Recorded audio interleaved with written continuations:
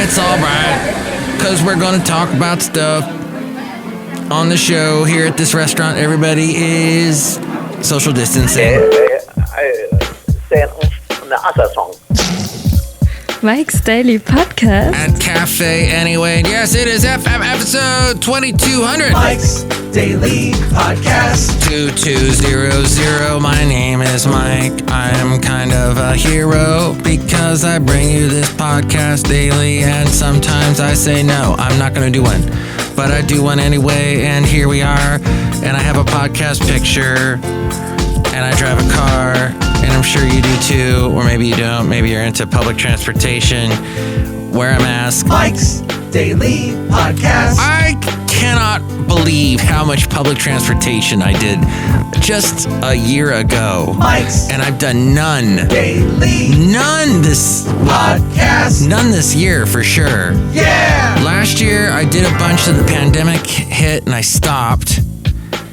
I did it when the numbers started going down. I did it a little bit again, and then I said no. Well, more like my lovely lady friend said, no, I don't want you to get sick. Oh, by the way, today I see someone again with the mask below the nose. You got to put the mask over the nose. How is this not getting through to people? Oh, and this guy, I talked about him a little bit last podcast. Oh, he is just not. He is not believing any of the information. There were a couple of things I tried to make a mental note he was talking about. Something about in Nigeria, they're using a cocktail to try to fight the coronavirus. But it's not I go, is it a vaccine? And he said, no, it's just a mix of different things that we don't have here in America. And that, well, I can't find it right now. All I get when I type that in is Nigeria is now the epicenter of the pangolin scale ivory trafficking. And here's today's podcast picture. Oh, that doesn't sound good. So, my friend, what's the stuff? The tryptophan superchloride stuff that Trump was touting. Oh, and this friend of mine is in the whole belief system that people were just too mean to Trump, and he had a lot of wise words for us. And he apparently knows way more than Dr. Fauci, and Dr. Fauci is just spreading lies. So there are those that believe that, and apparently they feel ostracized by society if they believe that, because everybody makes fun of them. And why are you making fun of me? Stop it! I know, Basil. I know you hate that voice.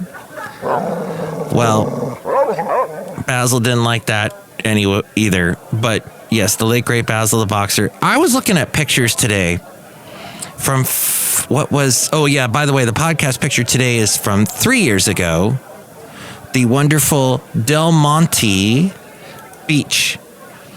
And it is in this beautiful area near Monterey. It is just east of Monterey. And I took Basil the Boxer there 3 years ago. See that picture at mikesdailypodcast.com. It's a nice spot. Yes, you can park there and then walk down to the beach. Well, I don't know is it legal now? Anyway, this guy that I know gets all his information from, he goes, Fringe Media. Fringe Media is where all the trustworthy facts and news comes from. So you know what? He's a friend of mine. He seems normal and rational he doesn't walk into places naked. He puts clothes on. He combs his hair. He seems to practice good hygiene. But the belief system is just a little bit too far for me to reach from my point of view. So I find him fantastically interesting and just a wealth of crazy thoughts. and knowledge. I will say knowledge. He's got a lot of knowledge, that's for sure. And he's African American, and he brought up the fact to me that you have to watch, I do anyway, I have never seen completely from start to end, Boomerang.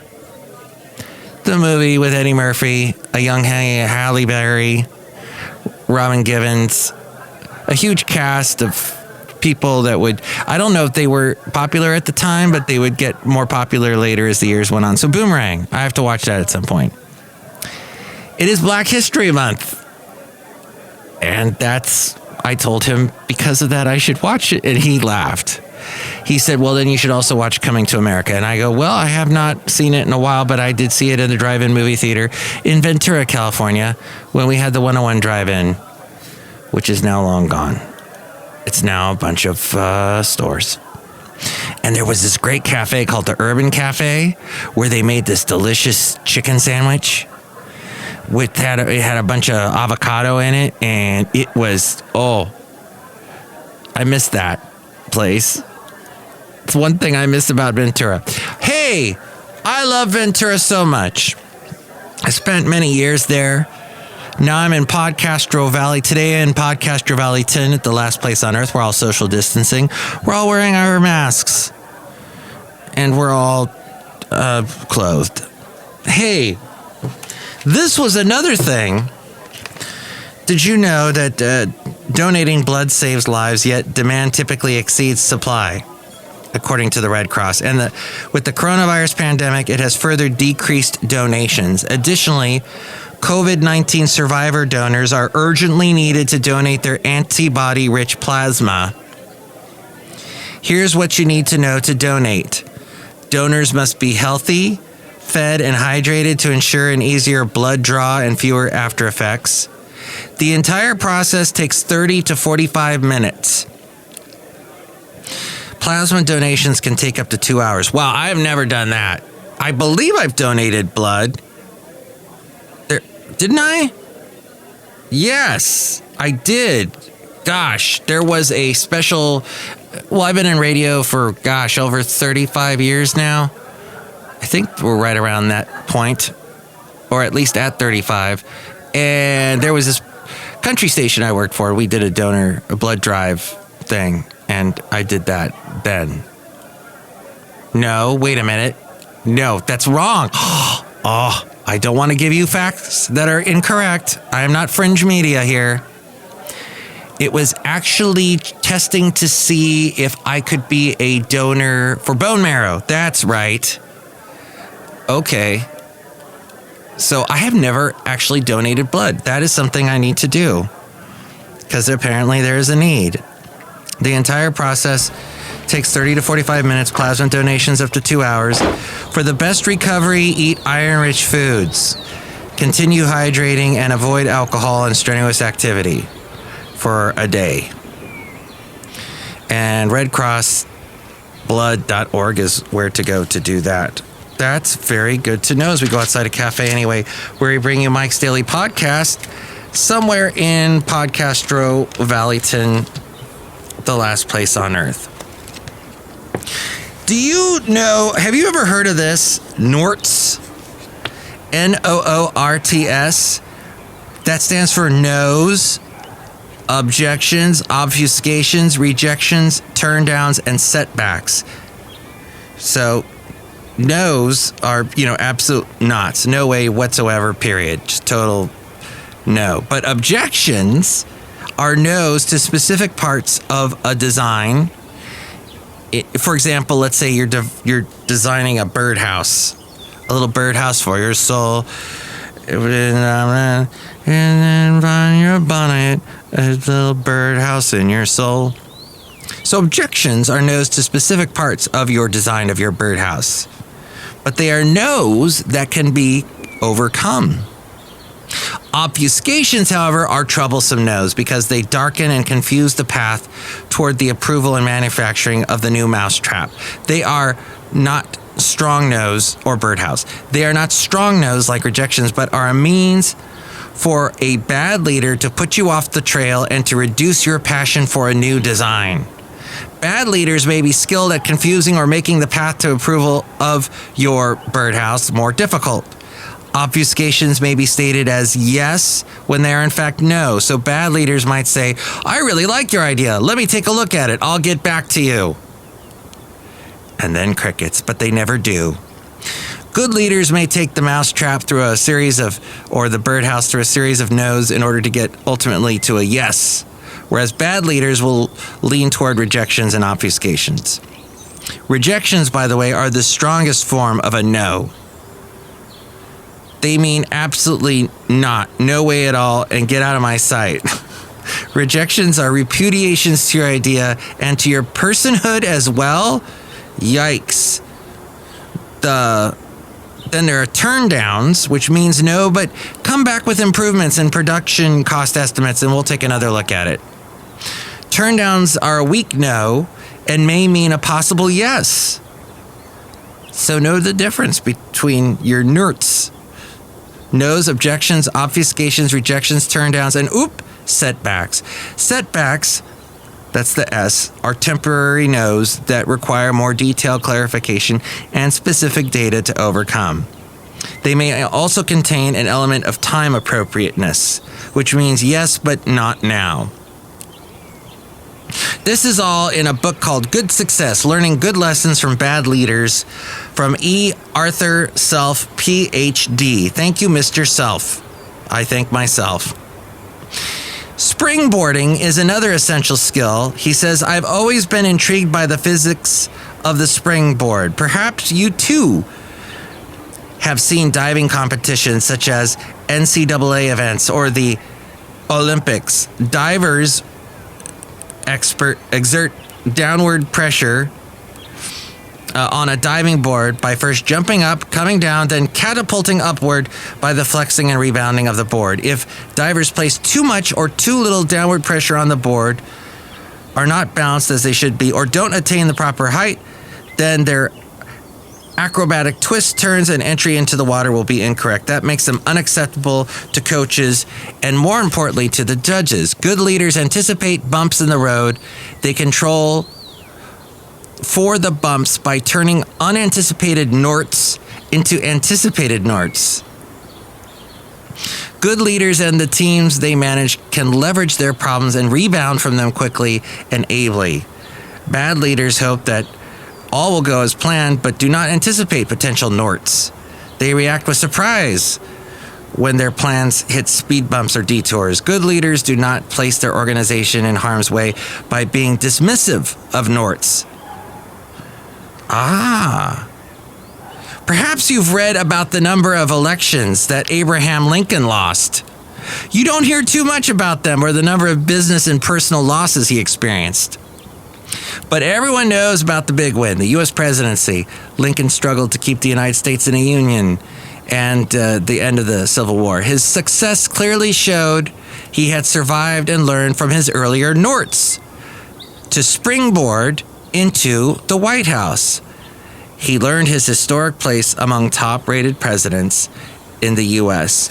And Dr. Self says, I contend that Lincoln's frequent setbacks in business, stinging losses in politics, and challenges within his family, combined with his persistence and ability to overcome intransigent norts, eventually led to a change of direction for the country and a redefinition of liberty and justice. In a sense, he couldn't deny his personal history, his lack of status or formal education, and numerous norts, but he certainly learned how to leverage them. Okay. He learned to overcome the intransigent norts. And there you go. I just wanted to share that with you in case you felt like there were too many norts in your life that you could not get over. By the way, they are trying to sell rare meteorites from the moon and Mars. For those looking for an accessory a little out of this world, meteorites. In an online sale, Christie's auction house is presenting a portfolio of celestial objects, including specimens hailing from the moon and Mars, as well as aesthetic iron meteorites and rocks containing gemstones. Meteorites are small objects from space that survive their passage through the Earth's atmosphere and land on the surface. And while some of the specimens are housed in museums, 75 of them are being sold this month as part of an auction. Among the collection is a statue composed of 7 billion year old stardust, an oriented stone meteorite that found its way to Earth in an unusual way. Unlike most other meteorites, this one did not tumble or invert as it fell to Earth, and instead kept a stable orientation as it dropped. Weighing almost 16 pounds, the stone, which is estimated to sell for almost $80,000, has a distinctive diverging marking on the side that faced the Earth. Wow. And there you go. Also on sale is a cross-section of Martian rock with bubbles of the planet's atmosphere trapped inside the slice. I wanted to tell you all that to tell you that there are things you can overcome in this world, and there are things from outside of this world that we sell for a lot of money. Yeah, I guess that pretty much sums it up. Look, we're outside a cafe anyway, somewhere in Podcastro Valley, the last place on Earth. And look who's here. Hello, Michael Master, it's Madame Rootabega, and I have been in outer space. Oh, you have? How was it? Space was fun. Oh. And do you have any meteorites? Yeah, sure, they're all inverted. Oh, I don't know what that means. Look who else is here. Hello there, Mike. This is Valentino, the parking attendant. And this is Bison Bentley. Do you know that? Mike, I hear that today's show is all about meteorites and Norts. Yeah, Norts. Do you know that? Yes. Oh, and I guess Will Ferrell's gonna fight Norwegians. Speaking of Norwegians, I mean, in his commercial that's gonna play during the game tomorrow. The weekend is gonna be the halftime entertainment. Exciting, isn't it? Yes. Are you gonna watch the Super Bowl, Madame Rootabega? Yes. Gonna watch the weekend? Yes. Gonna root for your favorite team? No. Good. Next show, it'll be the wonderful Shelley Shuhart, Floyd the Floorman, and John Deere the Engineer. You can see the podcast picture at mikesdailypodcast.com. And you can tell me what you think about any of the topics we covered on today's podcast.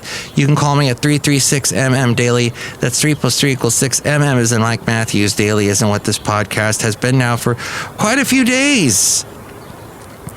And go watch a great Eddie Murphy movie of your choice. I don't think you can see it in a drive-in theater. I don't know. Are drive-in theaters back? They're actually very pandemic friendly because everybody's in their own car, in their own bubble, literally, and they're spaced apart. What's your favorite Eddie Murphy movie? Was it The Haunted Mansion? I should have told my friend that I have seen The Haunted Mansion, so I raise his boomerang and say, wait, that didn't sound right. I think I have done well in watching Eddie Murphy movies. What's the other one I saw? The one with the trading spaces. That one. Okay, show done. Mike's Daily Podcast is written and produced and performed by Mike Matthews. His podcast is super easy to find. Download or listen to his show and read his blog at mikesdailypodcast.com. Email Mike now at mikesdailypodcast@gmail.com. See you tomorrow. Bye. Oh, FYI, I'm going to be heard on a radio show tomorrow, and there are all the details at my website, mikesdailypodcast.com. It is going to be from 9 a.m. to 4 p.m. Pacific time. So get all the details at my website, mikesdailypodcast.com.